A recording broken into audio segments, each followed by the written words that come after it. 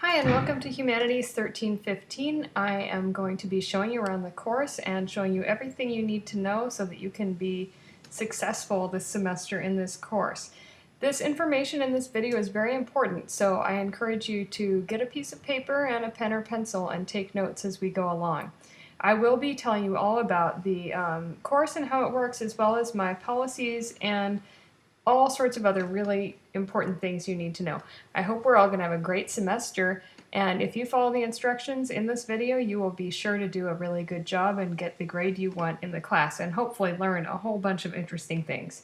So first of all, you clearly made it to the course homepage, and your homepage may look just a tiny bit different from this page, of course, but pretty similar. As you can see, you've got tools over here on the left, and then you also have information in the center and on the right. Right here in the center is the syllabus, and we'll be going over that first. So again, this is Humanities 1350, and as you can see, my name is Dr. May. My office is in the Palmetto Center for the Arts. That's that very colorful building right by the lake. And my office phone number is listed right here. I'm not always in the office, of course. Sometimes I'm teaching classes, or, if it's after hours, I might not be there. But I do have voicemail, so if you call my office, please be sure to leave me voicemail, and I will get back to you. My email is listed here. However, I would prefer that you not use this email for course-related contact, and we will go over what email you should use in just a moment. My office hours are listed here, but they may not be the same by the time you log into the class, because these are actually last semester's office hours, and my schedule is still a little bit up in the air right now, so I will be putting in the official office hours by the time you see the course. This course is worth 3 credit hours, and it does fulfill your humanities requirement for the core. And as you can see, we're going to be covering processes and purposes in the arts. And what that means really is that this is not a history class. Instead, we're going to be looking at art through the eyes of an artist, you might say, understanding different issues involved in the arts, how artists might think about art, why they might make the things that they do make, and also exploring what you like and don't like and trying to figure out why that might be. We will learn about the elements of each of the art forms that we'll be discussing, and this course covers all forms of art, so not just visual art, but music, dance, drama, literature, and anything else that you find to bring in that falls under the category of the arts. You will be able to identify the elements of arts, as well as describe and critique pieces of art in a way that is coherent. You'll be able to explain what you like and don't like. You are going to be creating your own piece, and we'll talk about that more shortly. And hopefully you'll also have an enhanced appreciation of some of the art forms, and we'll be able to identify and discuss issues that relate to the arts. As you can see, your grade will be based upon 4 categories: assignments and quizzes, and those are separate from some of the other things. Of course, there are many assignments. What we're calling assignments here are really like little written homework assignments that you would have done and taken home if this were a in-person class. Then you have a creative project. And again, I'll talk more about that momentarily, a critique, and then finally class participation. And all of that I'm now going to go into some detail about. So first of all, the assignments. In addition to doing other things like discussions on the bulletin board, you will also have assignments that are written, and you will access those, well, one of a few ways. So it kind of depends on what you're used to, and you'll find that you get into a certain habit. But one way to access the assignment is over here on this toolbar over here. As you can see, there's a tool or a link that you can click on that says assignments, and if you click on it, it will open up all of the assignments for the class. They are listed in order of due date, not in order of availability. So right now, the only one I think that I could probably click on to show you would be the critique. But that's one way to access the assignments. Another way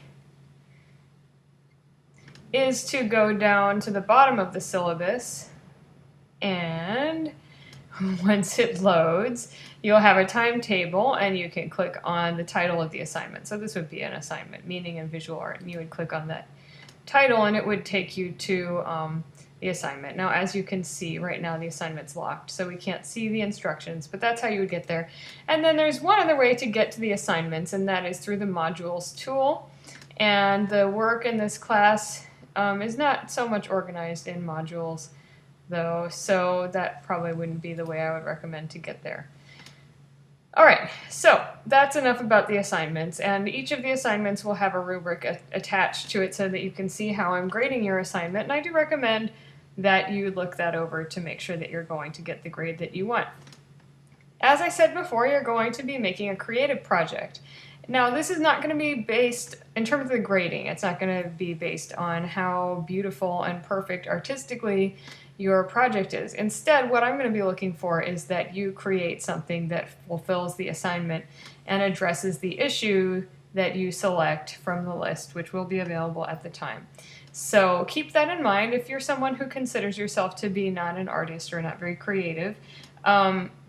Everybody has an artist within them, and everybody has some creative ideas, and they don't have to be perfect. I've had students turn in recordings of themselves banging on pots and pans and stick figure drawings, and those were fine because they actually did a really great job of explaining how it related to the topic they chose to explore with their project. Class participation is going to be based on the discussion board. Pay close attention to what I'm about to describe to you now because people often get very confused by the class participation, but it's really not that hard to understand. And if you want to see what I'm about to talk about, notice there's a hyperlink here for grading procedures. So if I click on that, that's actually going to pull up a very detailed discussion of how I grade your posts. So probably the biggest thing that people get confused about is the fact that, as it says right here at the top, you are expected to post at least once by the due date. So that means if the assignment is due September 1st, you will need to make sure you post at least once on the discussion board by September 1st. And then you need to keep posting, and you'll have to post at least twice to get full credit for the discussion because one posting cannot be worth more than 50 points. And I want you to think about why that would be.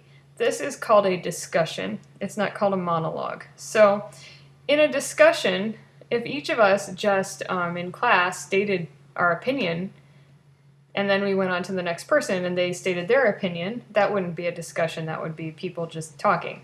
A discussion involves give and take. It involves listening to someone and then responding to what they've said or asking questions of other people. And so that's what we want in our discussion board. We want a give and take or a dialogue between students.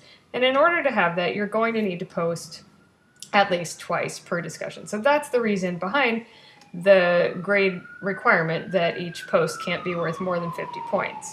So now on this document, as you can see, it's quite detailed and goes into a lot of information about how specifically different types of posts would be graded.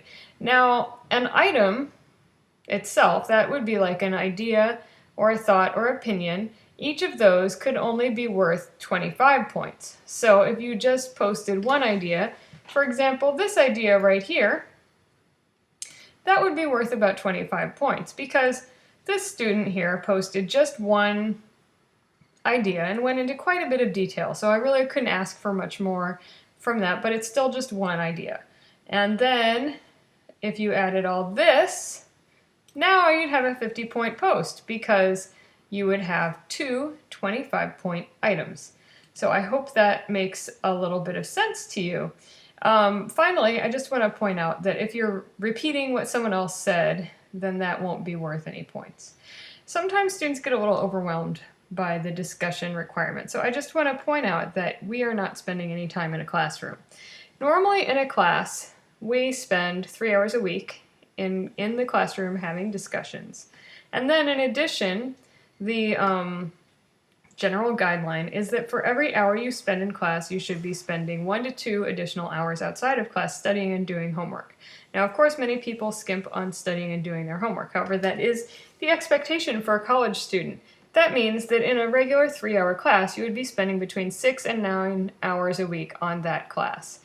if you think about it, college was originally intended to be a full-time job. Now I understand that for many of us, we have other full-time jobs. However, college was originally designed to be a full-time job, so that's why we have a 5-hour load, a 5-class load, because if you took 5 classes and you spent about 8 hours a week on each one, that would be a 40-hour work week. So in any case, you can expect to spend about 6 to 9 hours a week on not just the discussion board, but the discussion board and reading and doing assignments. And that's typical and the same that you would have to do in class. The hard thing is here, you're going to have to be disciplined enough to make sure that you do those things on your own time. For that reason, I recommend that you set a time right now that you plan on doing your work for this class, whether it's Friday evening or Saturday morning, at least one day a week.